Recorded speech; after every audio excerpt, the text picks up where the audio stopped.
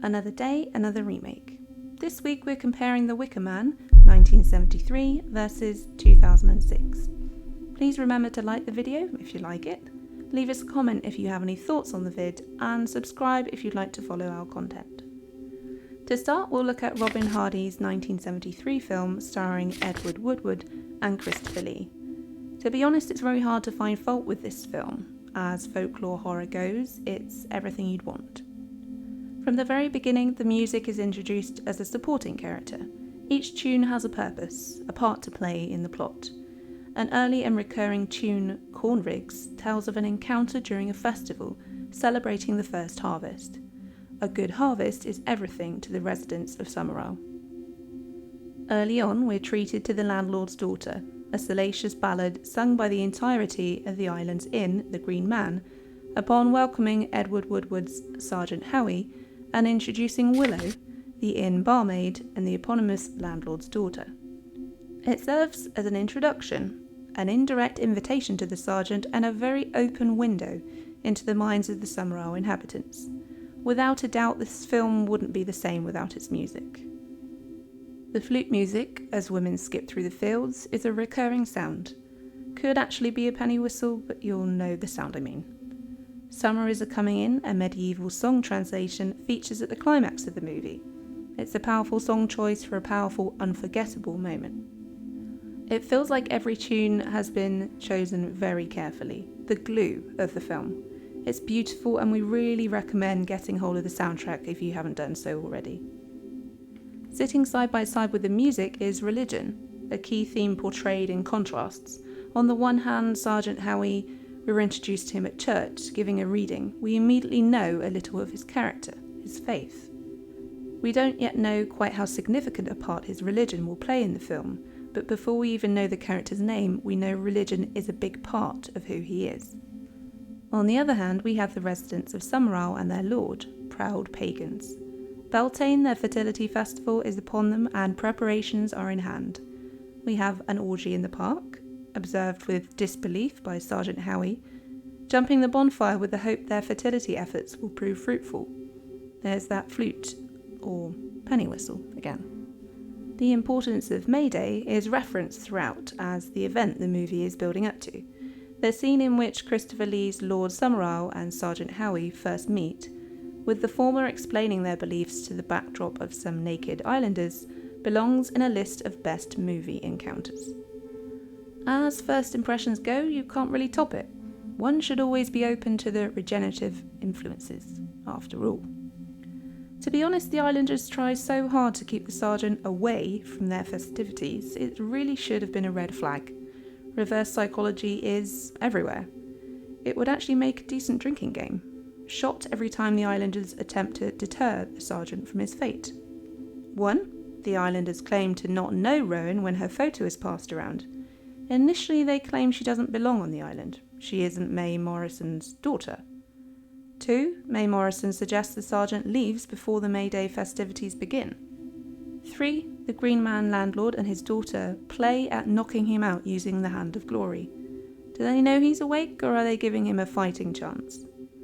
4. Willow's seduction song. Yes, it's a test, but would it save him if he'd succumb to the temptation? He'd no longer be a virgin and the perfect sacrifice, after all. There are constant references to strangers not understanding their beliefs and the suggestion that he shouldn't be there for the May Day celebration. And the list goes on. Whilst their faiths are at odds with each other, the characters themselves are actually quite similar. Sergeant Howie is a devout Christian, firm and vocal in his beliefs. Lord Summerall and the islanders are devout pagans, firm and vocal in their beliefs. Granted, one wouldn't have sex before marriage and the other burns a human being to guarantee good potatoes, but ultimately they both have this strength in common. Perhaps that's why Sergeant Howie is so dismissive and outraged at their religion. Take his observation of Rowan's navel string hanging from the rowan tree in the cemetery, marking her grave. Upon hearing what it is, he asks the gardener where their minister is, which is met with laughter. He asks this despite observing all that he's observed already. Conversing with Lord Summerall, he's horrified by their practices, spitting the word pagan at him, as if discovering someone had eaten all the best chocolates from a tin of Quality Street. Personally, I like the coconut ones. Considering how offensive he is, they're all surprisingly jovial, bar Lord Summerisle declaring what a pleasure it was meeting a Christian copper, although even then his comment feels genuine. It's possible I'm detecting sarcasm where there isn't any. But even when all is lost for the sergeant and they're marching him to his doom, they're jovial. He says a prayer, they sing their harvest song. It's grim and glorious and a symbol of that contrast again. But perhaps there are no winners. Does the island get a good harvest after sacrificing the sergeant? Find out in The Wicker Man 2, Howie's Revenge. Before you Google that, completely made up. The closest you'll get is the 2006 remake directed by Neil LaBute. All I can say there is, I'm sorry. Okay, that's a little dramatic. It does have one good scene. On that segue, let's dive in. The problem with the Wicker Man remake is the original. Why make a remake of a unique, brilliant, iconic horror movie? It really shouldn't exist in the first place. If you have notes, send them to Nicolas Cage. I'm certain he's still receiving feedback to this day. It starts out strong, with an opening scene that makes you stop and think this movie might be a little different, might have something new to bring to the Wicker Man multiverse. But let me set the expectation now. It doesn't. For a moment there's hope, and then it's snatched away. If only we had some bees lying around to revive the movie. Alas, the remake heads south the moment Cage's police officer, Edward Malice, arrives on the island. Where the original saw residents welcoming, jolly, curious, and open to conversation, happy and proud of where they live and their beliefs, Malice is met with glaring, hostile women, one even refusing to look at a photo of Rowan when requested. They are miserable, mocking and rude, and the men are oppressed, mute. They're there to move things, break legs and procreate. No wonder Nicolas Cage ends up shouting his lines at everyone. A lot. From one carbon copy scene to another, the copper rocks up to the island's log cabin tavern. In this pub, there's no Brit Eklund, no accommodating locals, and definitely no singing. Instead, there are yet more sour locals, and what should be an iconic scene replayed, the sergeant declaring his intention to investigate the pubgoers, ends up being the beginning of how Cage plays the entirety of the film. Bored, annoyed, possibly slightly drunk. Unfortunately, he doesn't recover from the metaphorical hangover that follows. There's a distinct lack of religion, a key theme of the original, as if they've missed the entire point of the first film.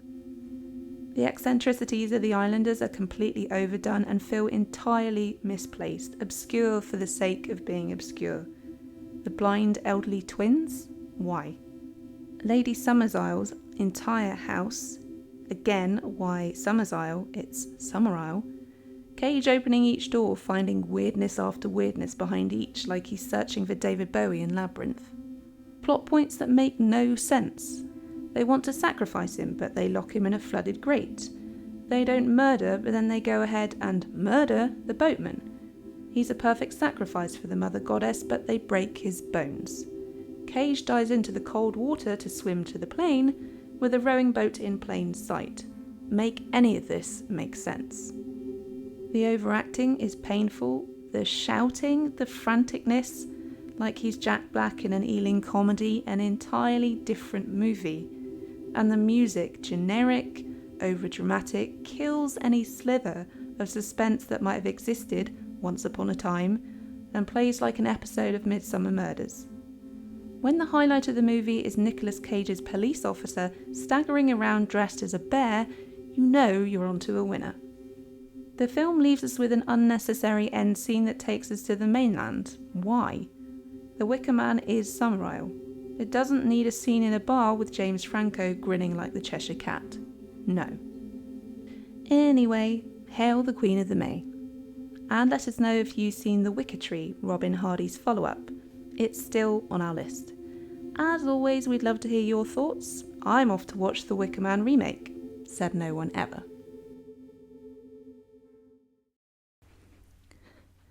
Thanks very much for listening. If you'd like to contact us or check out what we've been up to, you can find us on Twitter, Instagram, and Facebook.